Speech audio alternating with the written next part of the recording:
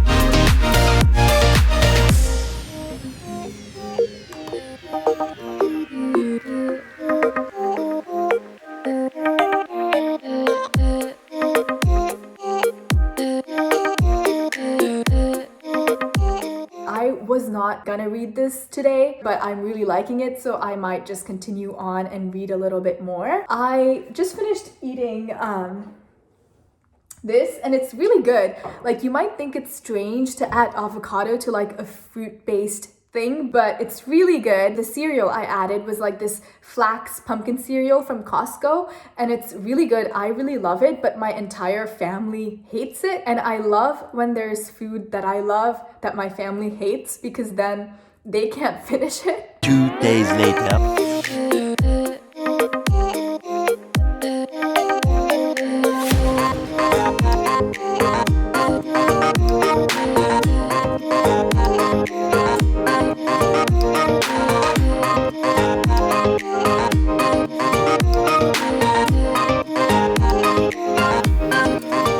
Today I finished reading The Lightning Thief and I really enjoyed it. It feels kind of strange to be reading this again because obviously I know everything that's gonna happen, but at the same time I've forgotten like details and stuff, so I don't know how it's gonna happen exactly. So it kind of feels like I'm reading it for the first time, but I still vaguely remember all the events as if from a dream. I had forgotten how snarky and sassy Percy was. The chapter titles and like the writing style, it feels like I'm a kid again and I'm really enjoying it. Also, it's been so long since I've read the series that I have forgotten what happens in what book. I was 100% expecting to meet Nico in this book, but I guess that does not happen yet. Hopefully it happens in the next book. Nico is my favorite character in this series and I am so excited to meet him again. There were a couple things that I noticed that kind of irked me a bit though, and the first was the fact that when Percy gets to Camp Half-Blood, Annabeth is the one who nurses him back into good health for some reason, and I'm like, what? Aren't the kids from the Apollo cabin in charge of healing? Because Apollo is the god of healing. I was like, Annabeth, that ain't your job. But I guess it was a way for the characters to get to know each other and for the characters to be introduced to each other, so whatever.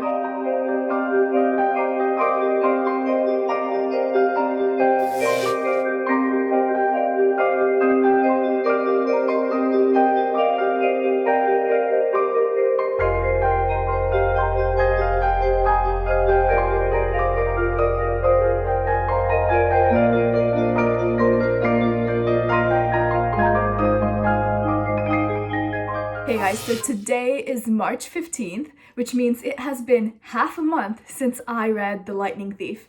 And yesterday, I just finished reading The Sea of Monsters, and no, it did not take me 15 days to finish this. I started like a couple days ago and I finished yesterday. I like The Sea of Monsters less than The Lightning Thief. There's just something more magical about the first book in the series than the second, I guess. And there's some things I noticed that I wasn't like the biggest fan of, especially like around the beginning of the book. I noticed that all the bullies that Percy describes, he describes them as like big and ugly, and every time there's someone mean, they're big and ugly. And I don't know, like how a person looks on the outside isn't who they are on the inside, you know? So just because they are mean on the inside as a person doesn't mean that you have to connect their like mean personality to their outer appearance, you know what I mean? So it's just things like that, and I'm just being nitpicky. And also, this book is written for like elementary and middle school kids, so there's some parts where I'm like, okay, this whole thing does not need to be explained again because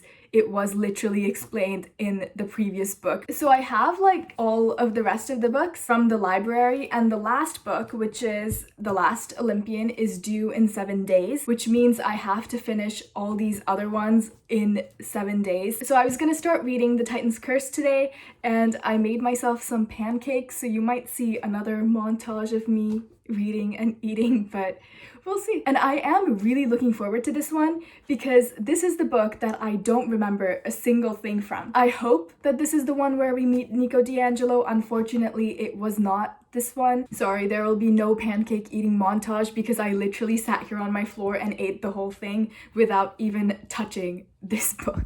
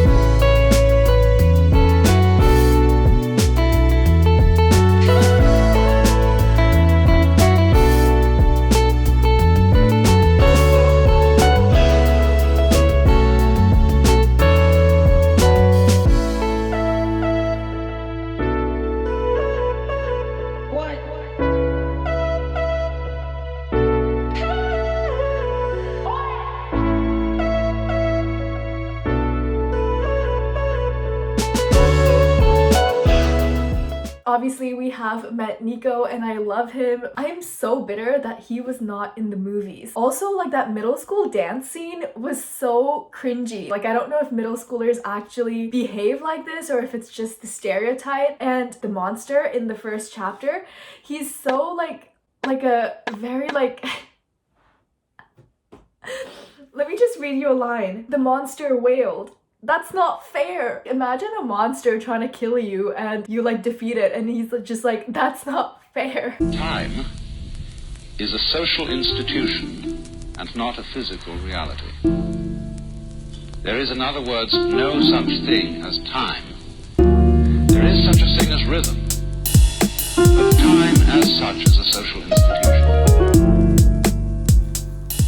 Okay, so Percy has just gotten to camp and he's went in his cabin for the first time, and there's like a little stream there with like coins so he can send Iris messages to his family, and he's like wondering if he should send an iris message to Poseidon, and he's like, can you even send iris messages to gods? I've never tried before. When literally in the last book, he sent an iris message to Dionysus, who is a god, so obviously you can do it. Like, what? I know I'm definitely nitpicking now, but I'm really enjoying this. I think I'm enjoying this so far more than The Sea of Monsters. So at the end, I will see if I like it more than The Lightning Thief. Hey guys, so I am dressed kind of nicely because I just had a presentation for one of my classes from home. So that was an interesting experience because my entire class got to see my room. Anyways, the reason I was in such a rush to finish Percy Jackson was because the books were due at my library. But now my library is closed, which means I have these books with me for like an indefinite period of time, which means that I have not bothered myself with reading them at all. So I am still like at the same spot I was last time that I updated you guys, and I honestly don't know when the last time I updated you guys was. Could have been a week ago, could have been a month ago. I am so out of touch with time. Honestly, my experience of social distancing hasn't been as bad because I would have been sitting at home either way. The only reason I'm feeling a bit off about this whole situation is not because I'm sitting at home doing nothing, but it's because everyone else is sitting at home doing nothing. So it kind of feels like I've stumbled into a parallel universe where everyone else is just as introverted as I am.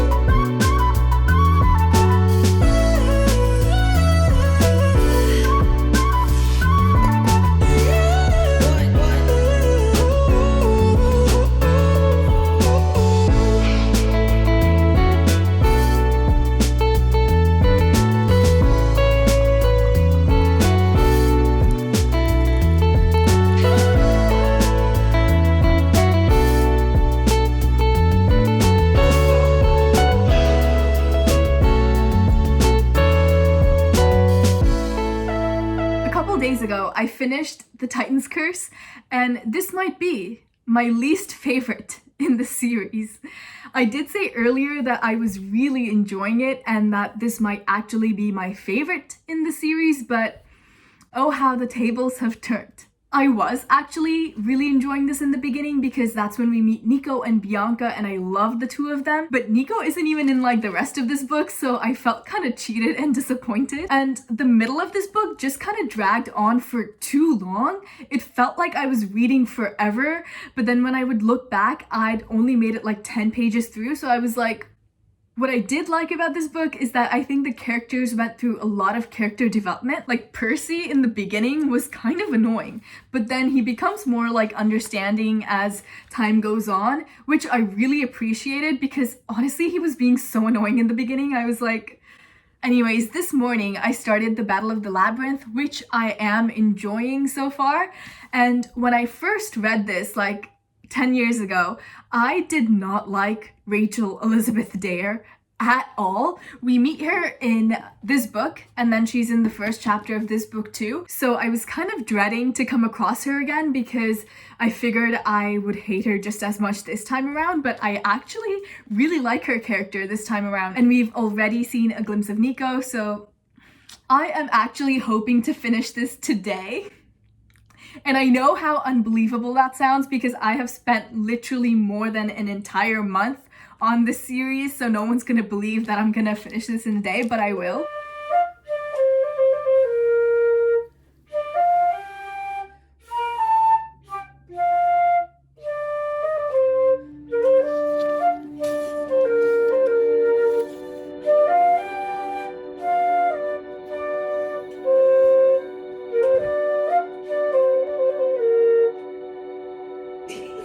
Did I finish last night?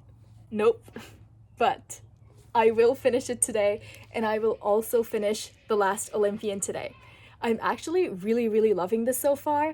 I think this might be my favorite in the series, but like knock on wood because I don't want to jinx it. I love Nico and his entire storyline, him trying to get back his sister and all the like underworld rituals that he's been doing. It is so amazing to read about, and the labyrinth itself is also fascinating to read about. I love it so much. I think it is so well done in this book. I think one reason I am liking this much better than the others is because it revolves around Daedalus and Icarus and that whole story, and Icarus's story is one of my most favorite mythological stories like ever, so I am really enjoying reading about it. We also get to see many more monsters, and they're so fascinating. We also get to know the side characters much better in this, so I'm loving it.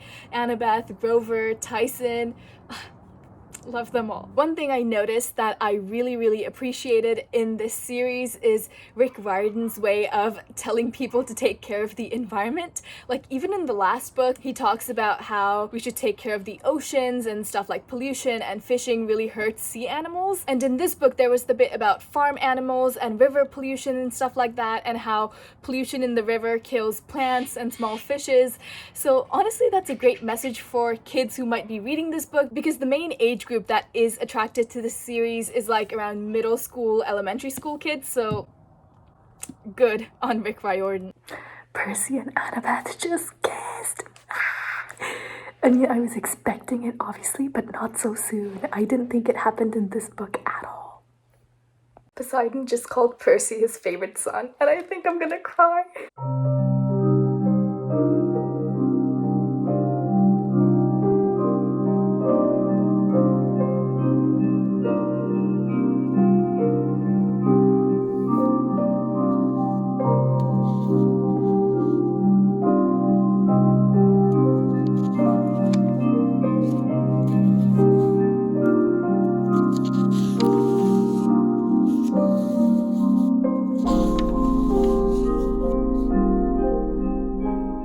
Hey guys, good morning and happy Sunday. So last night I finished Battle of the Labyrinth and I absolutely loved it so much. It so far is my favorite in the series. I don't know if The Last Olympian will change my mind. I think Battle of the Labyrinth is when the series turns much darker than it was before and the stakes get higher, and just so good. Last night I started The Last Olympian and I got like halfway-ish through and I'm really loving it so far. We get to meet Achilles, which was amazing. I mean, we only met him for like half a page, but I love Achilles. It is my second favorite Greek mythological story after Icarus, so I was honestly living for that scene.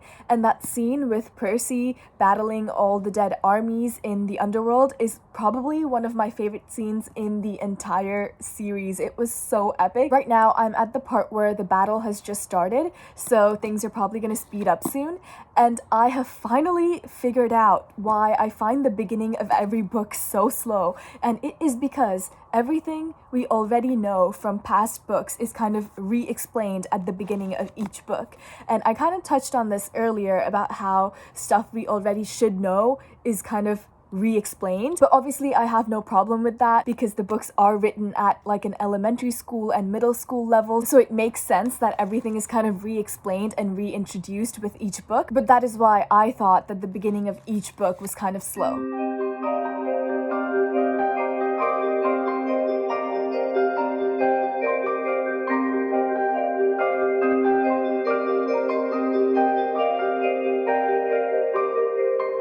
I finished, and I honestly think this is one of the best book endings like ever. I love how this book just doesn't end with like the end of the war, but kind of goes on to explain how they sorted things out after. Like there's several chapters like after the war, and I honestly love it. I need to, of course, rate all of them. Okay, starting from number 5, I think my least favorite in the series has to be The Titan's Curse. Like I said before, I really liked the beginning and I really liked the end, but the middle was just too slow, and I would say this one was most boring out of like all the books in the series. So this is number 5. In 4th place, we have The Sea of Monsters, which I also really enjoyed. We meet Tyson in this book and I love him, so I loved getting to know him more in this book because he obviously plays a huge part in the quest. In third place, we have The Lightning Thief, and I just love this book because it's the first in the series. It's when we meet everyone, it's where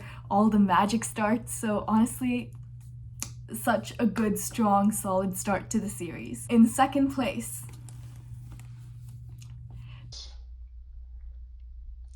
and in first place, the best in the series, The Battle of the Labyrinth. I honestly just love this book, mostly because the Labyrinth is so fascinating. I love Daedalus. I love the whole Nico storyline and like the two armies navigating through the Labyrinth. It was honestly the most fascinating out of all the 5 books in the series. I don't think I have anything else to say. I mean, it's Percy Jackson, everyone's read it, everyone knows what's up. In other news, I was planning to put together a Percy Jackson themed readathon in June, so let me know if that would be something you're interested in. This is how I was hoping it would go down. So there will be 12 teams and each of them will represent an Olympian, and obviously these 12 teams would be like the 12 cabins that are at Camp Half-Blood, and there will be challenges and I guess different quests based on whatever Olympian you choose. So let me know if that's something that sounds interesting, and if it does sound interesting, also let me know what Greek god you will be willing to participate under, because I'm trying to figure out if I do 12 separate teams, how to make the teams kind of even, because I feel like some Olympians will definitely have more people on their teams than other Olympians, so I'm just trying to figure out the logistics of it, so some feedback would be great. Anyways, I have been working on reading all of this for like more than an entire month now, so it is finally done. I'm so happy that I have reread all of these, and I'm looking forward to getting into Rick Riordan's other series as well. I don't exactly know what order to read the series in, so I'll have to do more research and figure that out, but super excited. Anyways, my name's Ishi, and thank you for spending time with me, and I hope your day is as wonderful as you are.